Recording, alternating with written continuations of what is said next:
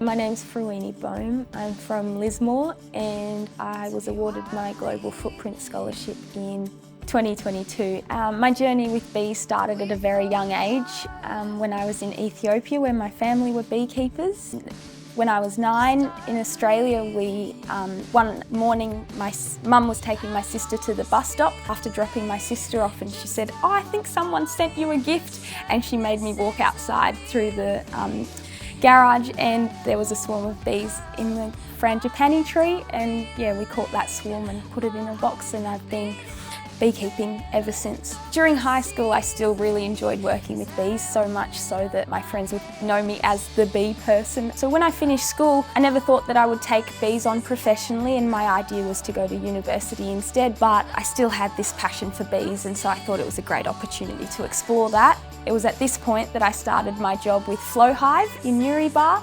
I wanted to learn more about bees and beekeeping beyond just Flow Hive, and so I found that there was a Cert 3 in beekeeping that I could do through Tocal Agricultural College, and I've loved every lesson and all the beekeepers I've met. My passion for bees went grew more than I thought it could. I then had an opportunity to engage in some research with Department of Primary Industries as a contractor, and this was on Plan B, which is Australia's National Honeybee Genetic Improvement Program, and it's, I suppose, aiming to improve the genetic stock, pest and disease resistance, and a whole criteria of other characteristics for the Australian beekeeping industry.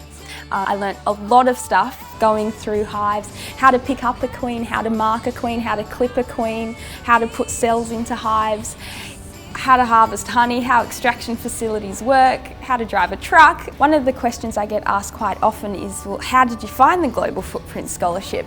And I was actually just sitting on my couch scrolling on my phone, and a suggestion came up that said, "Global Footprints, travel the world and experience your industry, apply now." So yeah, I applied, and the rest is joy and history.